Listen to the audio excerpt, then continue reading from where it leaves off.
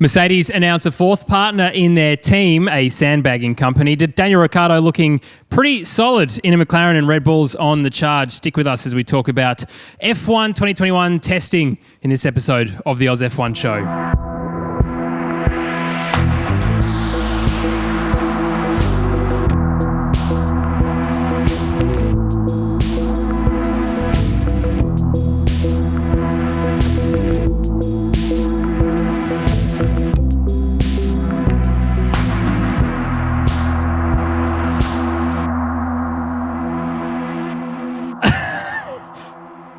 It's good to be here. I'm joined by my friends and yours. They're dancing because they're just absolute idiots, but they're not my friends. They're your friends. Tommy T, Campy, your friends in Formula One. Lads, you joined me from Melbourne. How is it in the Soviet South? It's getting better. We're picking up slowly. It's getting better. We're not in a good set this time. It's a bit of a makeshift set, but it'll do. We're a bit constricted by COVID, but that's all right. We'll make it happen. Yeah. You look like you're coming to us live from the Oz F1 commentary box, which, if anything, by our chats on a Saturday night were to go with Campy, then we've doing that. Yeah. You look like Ben Fordham and Ray Hadley together. That's a disappointing thought. Boys, the pre-season testing is done. Season is done. Pre-season's done. The season's almost underway. Of course, Netflix Drive to Survive being released this Friday in between season testing and the season to start, which is going to be good. And we've got some content for you for that as well when that finally is released. But boys, 3 days in yet another boring track. It's normally in Spain, but of course, because of COVID and a whole bunch of other stuff, we didn't go to Barcelona for our testing. We went to Bahrain, the normal Bahrain, unfortunately not Bahrain 2. But at least we were able to watch testing here in Australia. Wink, wink. Illegally. How? Whereabouts and how? Because the rights holders weren't showing it. I've seen better bootlegged films of some dude over his shoulder. This is rubbish. Look, I don't want to rag on our Australian broadcaster, but Yes, you do. look, I think I've said it before. They've got the when they signed these rights, they had the best interest for motorsport at heart, but the rollout of it has failed. And all we want as fans is to watch testing. It's easy to do. And you've got an F1 dedicated channel when you need it to play F1 minis over the weekend when we really want to watch testing. So, thanks to the glorious internet. It's already been broadcast. There's a few just illegal simulcast. streaming things going on live, which thanks to Discord chat and a few of the guys in there, found my way to some good ones. So I watched most of it. Don't get into any trouble. Sorry, snitches get stitches. But that's the point, is it not? It's ridiculous that people have to rely on illegal streaming, basically, in this country to even bloody watch what is effectively a full weekend of Formula One. It's like watching a P1, P2 qualifying and P3 qualifying and then the race over a 3-day period. So. Even though you're on like Fox Sports 506 or on KO, you can't find it. It was ridiculous. But if you're managing to watch it, then well done to you. But there is some key takeaways, isn't there, boys, from testing that we want to go through. It was 3 days. But Campy, can you actually just explain to us why teams do winter testing before the start of the season? Oh, it's just to get the glitches out, really. It's to put the track that they've designed on computers and they've physically made. Now you need to get out there and actually test them to make sure that everything works. I mean, I'd hate to think about the software that goes into these cars to run them. The engine mapping, the controls, or the radios. I mean, you look at these steering wheels and the amount of switches and electronics that go into that. There must be a fairly decent-sized computer that's doing a whole lot. So, I mean, with any technology you get, you've got to put the car on the track and iron out all the small issues that can arise. Tommy, your thoughts of what testing was like this year, obviously truncated being only 3 days. Yeah, I mean, exactly what Campy said. I mean, there was a lot more to do. I don't think anyone was mucking around, just like having a couple of joy laps. It was like we've got some serious work to get through. You can only do so much on computers and in wind tunnels and all those kind of things. You need to actually physically get out and see how the car's performing. And also, it's the driver's chance to see what the car's going to be like for the season. So it's just as important for them to get laps under their belt in that new car Not that there's that many changes this year, but apparently the floor is really difficult to deal with for a lot of teams. So we'll talk a bit more about that later. But it's the best chance they're going to have before they go into round one to deal with that car. And all the development that happens on these cars happens off track on a computer and a simulation model. So if they don't get the base level information about aerodynamics on the car right during testing, then for the rest of the year, whatever they try and do off track is really failed because they don't have that solid base of information. But it was incredible to see them out there. Like this time of year is good. It's a good buzz about it. Usually Melbourne's buzzing. Ironically, we should be having a Grand Prix in Melbourne just this weekend gone, and we would have been coming off a high on that. But, well, we've had no COVID cases for almost a year now, so still in lockdown. I didn't realise this was Sky News where we're just making up facts. Well, in terms of a couple of different points to take away, the first that I want to talk about over the entire time of the 3-day test is Red Bull. Max came out of the gate looking very, very stable and solid and comfortable. Obviously, as we mentioned just before, Tommy, the floor has changed. If you watched Ted's notebook, you would have noticed that Ted was walking around with a piece of cheese to signify the exact kind of shape that the floor was missing compared to last year. And he and Seb had a wonderful time. So just Ted absolutely looking like some weird shopper carrying a plastic bag around with a wedge of cheese in it that had half melted in the Bahrain heat. Anyway, but really, it was to highlight how much things had changed. Red Bull, as I said, seemed pretty comfortable. Sergio Perez, now obviously the driver alongside Max Verstappen, saying that he can understand why people like Albon and Pierre Gasly may have struggled a little bit in the Red Bull, and that it's a car that is difficult to potentially get a hold of or get a grip of. But certainly he seemed pretty comfortable, different position, obviously driving-wise, compared to being in a Racing Point for the last 7 years, or Force India or Aston Martin or whatever it's called, or Jordan this week. But Red Bull are good, and the buzz is that they're really going to be a championship competing team. But let's be honest, as I said in the intro, sandbags plus Mercedes equals testing. Usually, Campy, your thoughts on the Red Bull and Mercedes dilemma? Look, this is testing. You cannot read anything into it. Whether teams are sandbagging, I don't think Mercedes decided that they'd have some gearbox issues on day one, and they looked like they had a few chinks in their armour. But I don't care what testing says. They did this 2 years ago and came out and smoked everybody. Yep. So, look, we don't really know what sort of fuel loads they were running, what strategies they were running. Look, what we do know is that teams are getting a base setting for their aero. They're also getting race pace and tyre analysis down, and on higher fuel loads. Not max, but the general talk was about 60 to 70 litres worth of fuel throughout the whole weekend is what they started on, then went down to the 30 at a minimum. No one really goes below that because they should be able to correlate that information and have a pretty good idea of where they're at. The interesting thing about Max is he did a couple of hundred laps. He looks strong. He's got a confidence about him, I think. He's quietly confident this year. And they were just talking about his driving style and what makes his driving so much quicker than these guys that have come up against him in the past. He seems to flick the car in really quickly and then have a cat-like reflex and catch the response to the car. So it's almost like throwing it in, feeling it starting to drift, or the four-wheel drift that they need to get to for the maximum performance, and then he just slightly corrects it as he goes in. And Brundle did a really good analysis on it. He said, there's no other driver on the grid currently that do it, and he reckons that Nigel Mansell and Senna were the only two drivers that had the same sort of input into their steering wheel. So that was a good piece of information that I took away from it, and makes sense to why Max extracts so much more time than his teammates at times. Yeah.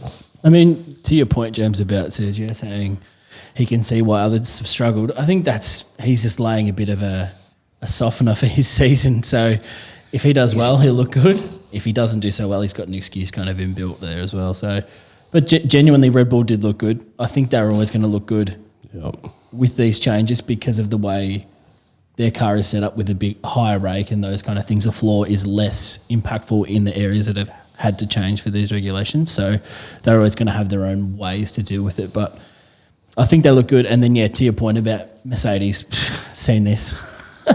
Replay. Yep. Yeah. Would not surprise me if they come out. Yeah. Would not surprise me if they come out and go 21 from 21 races.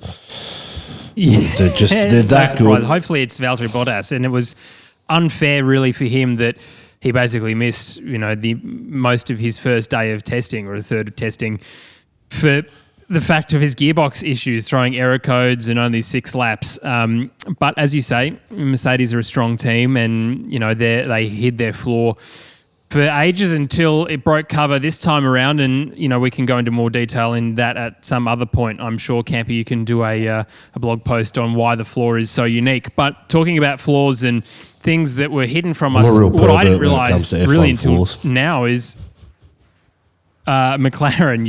Is McLaren, and the back of the McLaren wasn't really shown that much until this testing, and a lot of people are going, oh wow, there's actually around these rules of the height of the floor and where different bits and pieces are. McLaren have had this workaround which is within the rules, but seems to be doing wonderful things for their aero for the car. And of course, as we said in our last episode, McLaren have used a lot of their development tokens on the power unit. So to have this up their sleeve looks pretty strong. The entire weekend, they looked really good. Their reliability was there. That was obviously a concern with a whole new power unit, and adding that into a car which is very similar to last year would it go. But it looked good. Danny Rick and both Lando looked really comfortable in the car. Genuinely thought they were going to have the toughest of anyone, really, because they had so much changing. It's no small amount of work to change over an engine manufacturer. Everything's different, all the mounting points, the way it fits, and especially how the side pods are now molded around it. Yep. It's a tight fit with the same manufacturer, let alone just changing it completely. So for them to come out pretty much incident-free and put up some really good laps, Danny Rick topping every first session, Lando coming out in the afternoons and doing the same was pretty impressive to see. The very interesting style they've got towards the rear end of that car, the way that they're funneling air up and around those rear tyres. Campy can probably speak more to what they're doing there. I spoke in our tech talk, I don't know if it's out yet, but under the back of the floor they've got these little winglets, and they got reduced this year from 100 mil to 50 mil. But what McLaren have actually done is where the diffuser meets the back of the floor, they've actually got the diffuser going underneath the floor and coming out sort of halfway between the top of the floor and the bottom of the floor. So they're actually over that 50 mil, but it's not classified as a winglet. I can't remember the correct term that they use for them. But so it's an interesting way. It's like when Ross Brawn was talking about with the double diffuser in 2009. He said there's a hole coming through the floor, but he explained how a hole is not really a hole in the floor.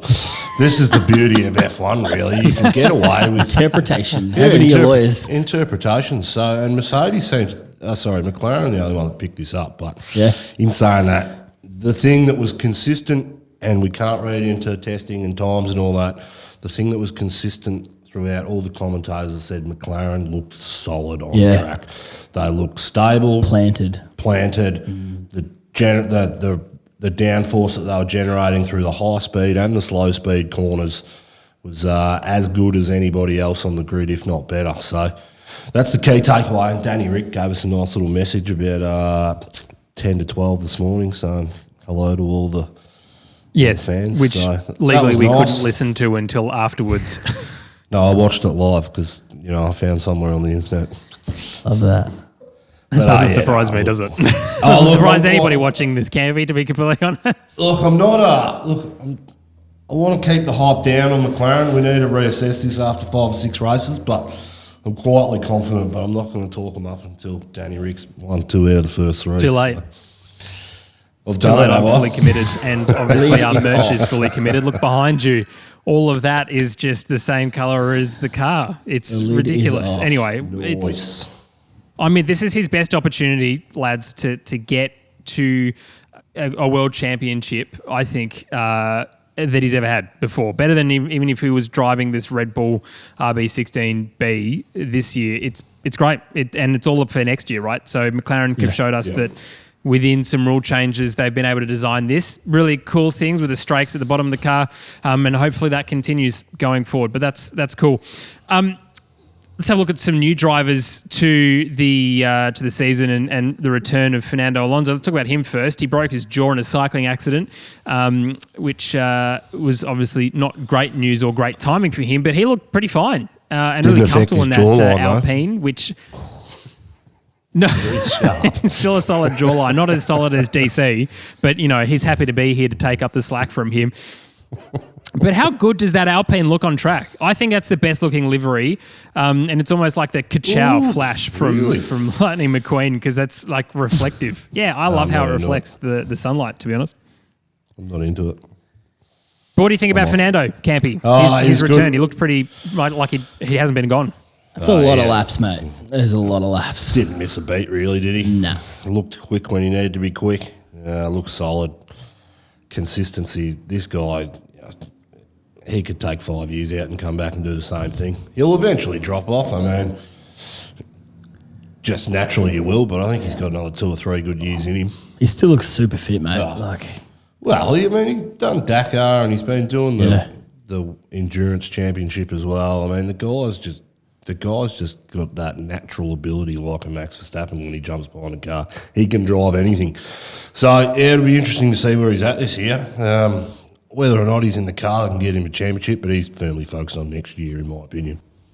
For sure. Yuki Tsunoda, Tommy T, he was fairly consistent the entire time. Obviously not the fastest, but we've said that times don't matter at all when it comes to testing.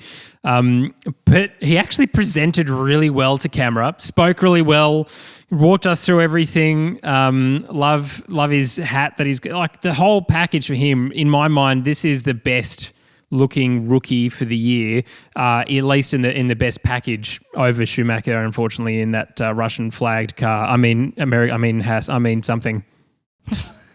I was not expecting Yuki to be so polished. And we'd watched a little bits of F2, but you don't really see the drivers getting to talk as much. You get to watch on-track action and then they cut to the real big race.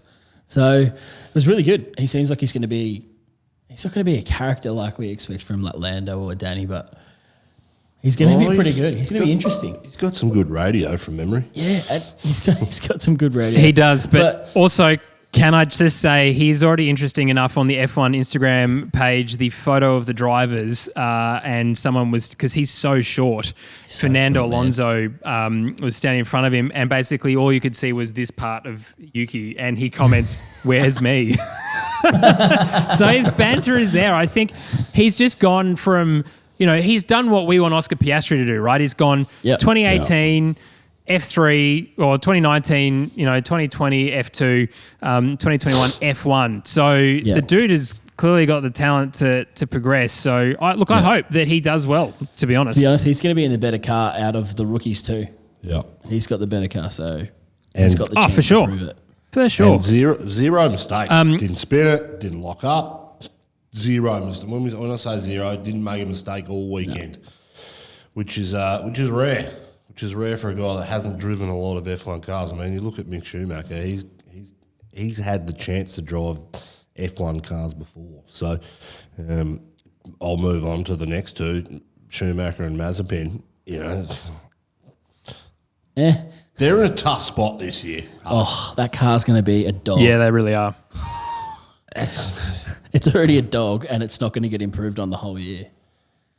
Yeah, you're right, because Haas have already come out and said we're not developing this car at all. Well, they didn't really develop it last year, so they've got the same car from last year with a few changes, minor.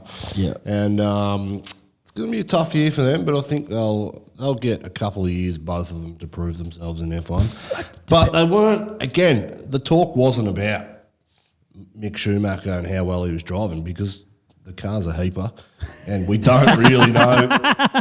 I would suggest Haas will be at the back of the grid. Mazepin, he's not going near the media for at least the first 6 months of his career, just because he made a fool of himself last year before he'd even made his debut. So I think, we're not going to hear a lot from Haas this year. No, I don't mind the livery change. I kind of like the livery change, to be honest. That's probably one of the better changes, I think. Yeah, the red, white and blue. I think it's going to be interesting. Obviously, it's definitely the red, white and blue. Oh, yeah. Definitely not the rush. Oh, yeah, that's definitely the flag they were going for, yeah. They're not going to make changes. They've already said Gunter's going to hold up in the Ferrari base and get as much as he can ready for next year. Yeah. And they're just going to kind of let this car run, see how they go. I think Mazepin's really got to watch himself. He was very dangerous on track over a practice weekend. That guy needs to settle down. If he's going to get out there, he's going to get so many points on his license, they're just going to get rid of him. So that's kind of his biggest. Hey, everyone loves a pasta Maldonado on the grid. Or the torpedo. We need one. Yeah, but pasta was funny. Kvyat's done. We've got another Russian in. Let's do it. Well, who's the next Russian? No, Kvyat is in Alpine. You don't know. Oh, you don't know what happens. Right. He might come back in some other random team. He might come back to Toro Rosso again. I mean, AlphaTauri. I reckon Putin's going to appear topless in the Haas car this year for his calendar. Moving on. That's something that I wanted to visualise. Should we talk about Williams? I think Williams has probably got one of the best liveries. I don't know what everyone else thinks, but I really like it. I think it looks. Everyone hates it. I think it looks great too. I'm with you, Tommy T. Tell me why you love it. Really good. You guys are dickheads. What's wrong with you? Have you got eyes? You just want camo liveries from Red Bull. That's all that'll make you happy. That's all you want. I'm a big fan. Yeah, it's true. Not much to say about Williams. I think they've got a real chance to step above Alfa Romeo this year. Like, we're talking about them now as and Haas, the second worst, because we're assuming Haas is going to be the worst, surely, guys. They're not going to develop the car. They've got to be at the back. But I think Williams has got a chance to be third last. I think Alfa could drop to second last. So, two consistent drivers. Latifi wasn't good, wasn't bad last year. I think he was fine. Depends on how the Alfa car is developed. I think that's going to be the biggest thing, because that Williams car is improving and it has a better engine in it. Yeah, Latifi, he looked good. I mean, George looked good too. I mean, a full year in F1, going into second year, it's a lot calmer. There's a lot less going on. You know the schedule, you know the team, they know the inner workings, they know what they've got to get through. They're pretty well drilled, and I just thought they looked composed, both of them on track when they were driving, and Roy Nissany too on day one. He looks good. I mean, he had the worst conditions throughout the whole test on that first day. But he was good, he's solid, he competed. How many laps did he do, Jim? 100 odd? A ridiculous number is the answer to that question. But he's good. I think it was good for his development. I'm not sure he'll get a drive or a seat in the future, but he's got cash, so you never really know. But yeah, they look composed. I think they're on the up. First year without Williams ownership. Be interesting to see what direction Dalton Capital will take it this year, or if they're really the bulk of their investment will come next year into that car. But yeah, they were good. I think George will dominate Latifi again this year. Yep. He's just got that. He's just waiting, isn't he? I think it's interesting. After stepping into that Mercedes last year and that race that he had, which ultimately ended in tragedy for him. But I think he's the real deal. So he'll just have another year where he learns and gets better at his craft. Off track, on track, he's pretty good, and we'll go from there. Alfa Romeo, to be honest, I think, Tommy, are looking pretty strong. Kimi and Antonio, lots of experience obviously between both of them, especially on Kimi's side, but the car looks fairly strong. Obviously, new Ferrari power unit this year, and hopefully it's a step up from where they were last year. Potentially, I know you're saying Williams and around that, the bulk of the cash from Dalton Capital will be for 2022 to Campy, as you said, but at least there's been some investment on this end. I don't know. I think they'll maybe come up against it with Alfa Romeo because they look pretty good. Again, consistent. And it's really going to be that end of the pack in terms of rather, than the middle group or the front of the pack where we're not really sure who's going to be where rather. It'd be good. It'd be good to see George and Kimi actually competing properly for a change rather than one of them being on just a terrible strategy and the other one being able to get past like was last year. But Alfa Romeo's livery looks good. They've basically just inverted the colours as well. Williams' livery looks good. Haas, as you said, the red, white and blue, not in that order. AlphaTauri looks really kick-ass as well in terms of a livery, I think, Campy. How does that go from your collection as a designer? Thoughts? The designer, I'm wearing some design brands today too, so I'm stepping up in the fashion game. Man of the people. Man of the people. Yeah, AlphaTauri, that's that for me. That's the best livery on the grid, I think. You're off your head. Still looks good. Mate, it looks great. It looks great. AlphaTauri as a team look good. Terry. They look good what about this your whipping weekend. boy? You like your whipping boy? Is he your whipping boy still? Toro Rosso. Can I get a whipping boy update? Yeah, he's my whipping boy, definitely. Because there's no one else on the grid. Like, I'm trying to look through it. Lance Stroll, I said I wasn't going to go on him because his dad's loaded, but, I mean, that guy's got... Is that hit too close to home? Yeah. I know it's like to have a cool dad. Nah, well, that was Mick doing. Cool dad, underperforming son. Sorry.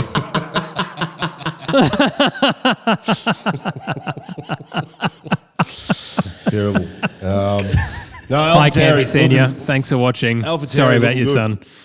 Do you know what the worst looking livery on the car, the worst looking car livery-wise on the grid is? It's Ferrari. It's disgusting. It looks like there's an oil leak somewhere mid of the car, which puts it onto the rear wing, and someone's thrown up with the green throw-up emoji colour and the mission win-out things. Like, can you guys be good at anything? You're terrible at making a car, you're terrible at cheating, and now you're terrible at the design. I think they forgot about it and they did it real last minute. I don't mind the green. I reckon the green's all right. Well, that says a lot, doesn't it? What about the Aston? Do you like the Aston British Racing green? Could have been greener. Could have been greener. It's nice to have British Racing green back. Yeah. Could have been greener. I like the pink stripe up the end. It's not really pink. It's not like the pink of last year. It's more because it's BWT though, isn't it? They just got to get a bit of something in there. But that just now exists on Sebastian Vettel's helmet. That's where the Pink Panther is. Which is part of the car, I guess. Design completely. Well, not design, but colours. Yeah. And McLaren, obviously, we love how that looks. Hasn't changed much at all. Red Bull copy paste from the entire time of their existence, and Mercedes have just gone nuts with copy paste AMG logo down the side of their car. But you like the Alpine? It's nice to see. I think the Alpine looks cool. Honestly, like the winter testing livery was boring. Bloody huge. It's a fat head. Cool. It's cool. Nice to have a change, isn't it? Jeez. It's modelling it off me. It's a big old square head like me and Campy. Yeah. And even more so now you've had your hair chopped off. Mm-hmm. We can notice it. We'll see more of that with less headphones later. Shut up. If you're interested in advertising on the podcast, by the way, Tommy's forehead is available. After it's been cut. Really helpful. Thank you. Hey, I know. Getting off topic, I know you. I didn't realise it was that long. Bloody long. Until you had it out for that filming day. If you guys care, which you don't, but if you do, the reason I cut it is because it was always just put up anyway, so I might as well just cut it. It was never out. Yeah. What's the point? The only time it was out with any relevance was when we were talking about man buns. Correct. And that was it. And now you've cut it. So that's going to look good for the episode which comes after this. That's it. I'm no longer the ugliest on the podcast, boys, so I'm just stoked. Speak for yourself. What? Took me a second. I'm dumbest too. No, don't turn to the side, Candy. There's a lot of things that agree about this, but boys, that's really all we need to know from testing. Like, a lot to read into it, and at the same time, not a lot to read into it, which is good. It's what we like. But we're only 2 weeks away from Formula One actually happening. The good thing, at least, about testing at Bahrain means Danny Rick has some good period of time in a car. The car is actually going to drive around this racetrack before the race, so that's good to go. Hey, the one thing I wanted to mention is these amazing T-shirts that we've just put together, and Legends T-shirts, which there will be a link or a picture of what that looks like here. Jump on and grab one because Tommy T has designed this and they look bloody amazing. We literally released them last night. So check out the link in the description below for that. But Tommy, one last thing. One more thing. The great man, Murray Walker. The great man. We did a post yesterday. We did do a post, yes.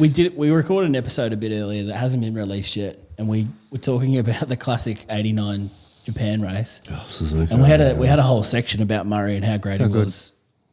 So if you want to go check that out, you can see that. But just quickly, incredible. The voice of F1. We kind of now have grown up with Crofty as the voice somewhat, but no one can deny it's Murray Walker. He's incredible. Some of his one-liners were next level. That guy, literally epic. It's hard to associate Formula One coverage without him. and what it sounds like, he's part of the soundtrack, to be honest. Yeah. Well, the thing that amazes me about like that generation of people, I mean, 97 is a fantastic innings, but you think about the life that he's lived. He was in the British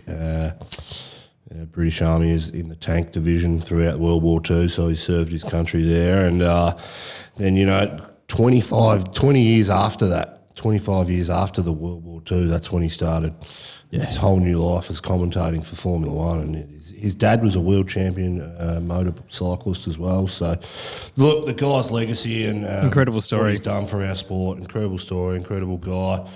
Great innings, sad to lose you, and it's also the anniversary of Charlie Whiting from a couple of years ago, which is, it's pretty brutal when you look at it like that. But hey, it's just life, and hey, we wish his family all the best and all those mourners, particularly out through the UK. You sort of grew up with him, and we're witnessing the changes of what commentary has been, but he really established it, and I think he'll always be a legend in this sport. Well, on that note, on a very sad note, but indeed a very important one, Murray Walker, OBE, rest in peace, and we will definitely miss your input. And if you haven't yet, check out the podcast, the official F1 podcast that they did with him, an interview with him and Tom Clarkson from a couple of years ago. He still had it, was still very across good. Everything going on in the F1 paddock. Amazing stuff. Well, thanks so much for watching this episode of the Oz F1 show, just to lift it a little bit. We really love doing this new season. You'll notice, obviously, the different set for those boys. I'll be back down in the studio with you very shortly, though. But for now, it's time to say goodbye. Please don't forget to subscribe, do all that sort of good stuff, because I know, yes, the subscription thing is terrible. Every bloody YouTuber tells you to do those. But anyway, thanks for that. We'll see you next time. See ya.